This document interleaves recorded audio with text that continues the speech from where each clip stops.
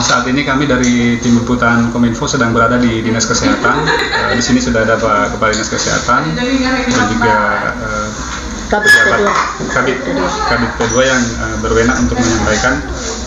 Kita akan mencari tahu sejauh mana progres dari pelaksanaan vaksinasi COVID-19 di Majene. Dengan siapa Bu? Ibu Nasfa. Ibu Nasfa ya? Iya. Sebentar. Pakai masker, sudah pakai masker di sini.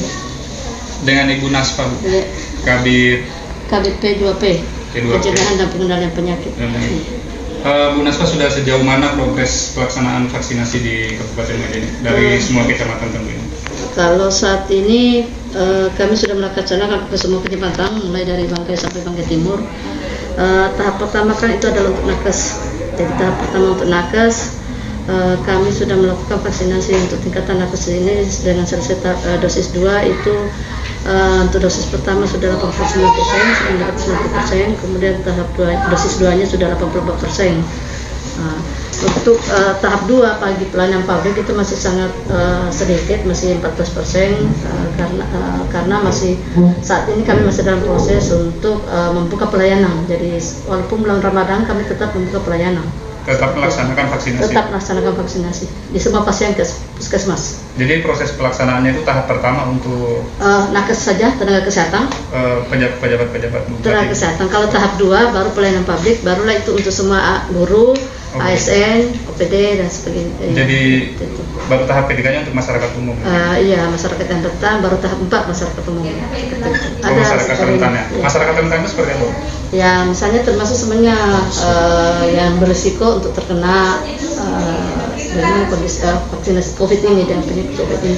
Tapi ada secara lengkapnya Pak, nanti akan kami bisa sampaikan sebentar bagaimana sasarannya untuk tahapan-tahapan. Ada datanya? Ya, ada datanya. Ya, ada datanya secara lengkap nanti saya sampaikan untuk kita.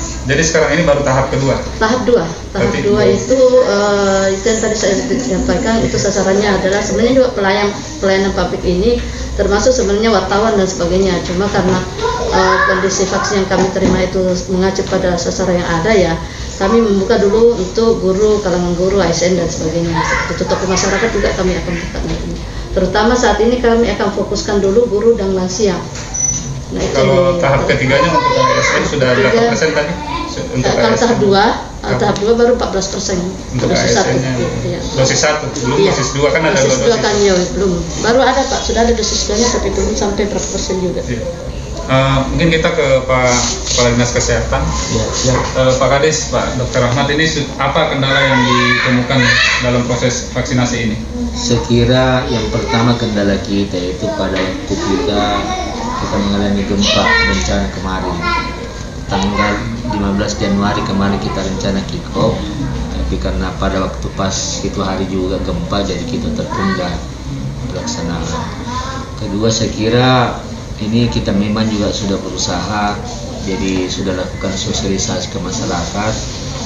Jadi saya kira seperti penjelasannya tadi tenaga nakes, alhamdulillah sudah sangat maksimal. Kemudian pelayanan publik ini juga kita juga sudah, kalau pelayanan publik ini terutama kalau seperti tentara dengan polisi itu garis komandonya bagus, ya nanti sudah 90%. Kemudian tentara dan polisi sudah hampir 90% dia dianukan. Kemudian saya kira dengan kemarin seperti ASN ini, jadi kami sudah meminta sama Pak Bupati selaku Ketua Gugus ini untuk kemarin kita sudah sampaikan, jadi sudah ada sosialisasi, sudah kita rapat monitoring, ini sudah ada langkah-langkah dilakukan untuk didorong. Jadi kami kan semuanya sudah melakukan pendataan, sudah mengirim, jadi seperti laporan baru sekitar 14%. Jadi memang kita sudah resource secepatnya supaya jangan Majene ini sebagai salah satu menghambat program pelaksanaan vaksin. Kemudian saya kira memang ada rencana pemerintah ini untuk sudah mulai tatap muka, jadi kita akan prioritaskan. Jadi sementara ini datanya sudah, jadi memang juga kendala dari data beberapa OPD belum maksimal, dan juga seperti instansi vertikal juga sudah kami lakukan vaksin. Jadi Jadi memang kita ini secepatnya, kenapa? Karena bulan 6 barangkali ya, bulan 7 itu harus sudah tatap muka. Jadi itu kan tidak bisa memberikan ajar mengajar bunyian kalau belum divaksin. Jadi memang kita akan secepatnya, ini kan beberapa tahap. Pertama butuh waktu sekitar 28 hari, ya mudah-mudahan bisa. Kemudian juga kita juga sasar ini mudah-mudahan bisa juga jadi seperti yang komorbid tinggi ini, seperti yang lansia ya. Lansia ini kita akan secepatnya. Kenapa? Salah satu ini kan kalau umpamanya mereka data itu kan rata-rata kalau kita bersilaturahmi lebaran itu biasanya kan kita harus ketemu sama orang tua. Jangan sampai kita harus juga secepatnya. Jadi sekira memang kita sudah lakukan rapat monitoring juga kemarin semua, sudah ada juga dari konsultan WHO sudah untuk melihat bagaimana progres di Kabupaten Majene. Jadi kami sudah sampaikan sama Bupati, alhamdulillah responnya dari beberapa kepala OPD, dan bahkan kita jadi seperti penyampaian ini bahwa Ramadan ini menurut penjelasan dari MUI tidak ada masalah. Tapi kita lakukan inovasi, jadi usulannya jadi mungkin kita ada beberapa pelayanan di malam hari selain di pagi hari juga yang sementara kita jadwal. Untuk progres yang sekian persen tadi itu sudah sesuai dengan jadwal atau itu kategori terlambat Pak kita? Sebenarnya sudah kita agak terlambat. Dari awal memang kita terlambat dari awalnya, makanya kita ini memburu secepatnya ya. Jadi memang mudah-mudahan ini sudah kita minta bantuan dari beberapa masyarakat ini istilahnya memang terus terang kita akan kerja keras.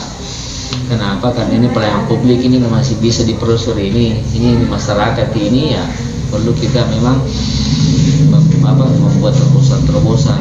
Saya kira memang makanya ini ada kita kerjasama lintas sektor dari keamanan, masuk untuk pada waktu kita menyasar masyarakat.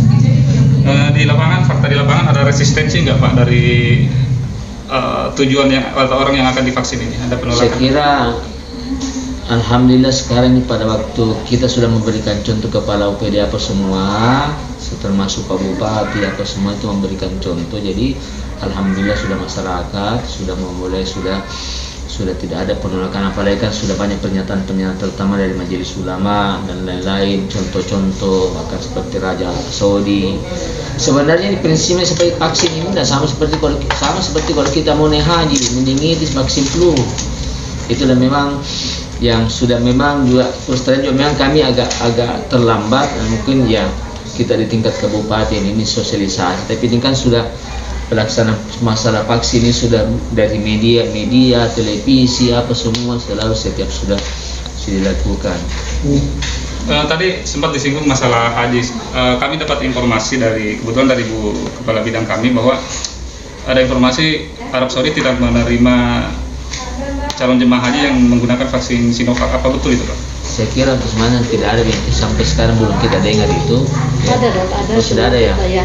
Cuma kami sudah konfirmasi ke pihak provinsi dan pihak kementerian. Sampai sekarang kami menunggu jawaban dari pihak kementerian terkait dengan masalah vaksin yang menyatakan bahwa Sinovac tidak diterima dengan alasan bahwa tidak masuk dalam lisensinya WHO. Seperti itu ya. Jadi tapi informasi itu belum valid.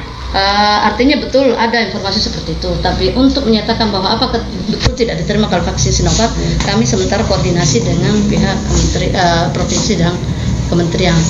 Sampai sekarang kami belum memperoleh informasi bagaimana tindak lanjut setelah adanya ini sebenarnya apakah semacam isu atau bagaimana, kami belum juga pastikan seperti bagaimana Pak. Yang jelas memang kami sudah ditekankan untuk melaksanakan vaksinasi pada calon jemaah haji, karena mengingat bahwa untuk jemaah haji terutama yang lansia ya, jadi belum semua jemaah haji. Kami kemarin sudah melakukan vaksinasi pada sekitar 80 orang lebih jemaah haji yang lansia, karena sudah dari Dinas Provinsi kami sudah ditekankan untuk dilaksanakan.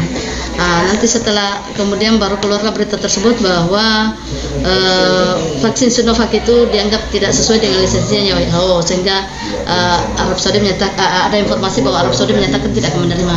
Tapi itu belum jelas apakah betul atau tidak seperti itu, karena sampai saat ini kami masih menunggu informasi dari kementerian maupun Dinas Provinsi. Belum ada pernyataan resmi. Belum ada klarifikasinya, ya, belum ada klarifikasi dari kementerian dan Dinas Kesehatan Provinsi terkait masalah ini. Kami masih menunggu juga informasi. Ini masih informasi teknis nih sepertinya. Ya. Dulu kan sempat ada awal-awalnya itu bahwa orang lansia tidak akan divaksin. Ya. Tapi kenapa sekarang ada informasi bahwa lansia akan divaksin? Apa perubahan yang terjadi?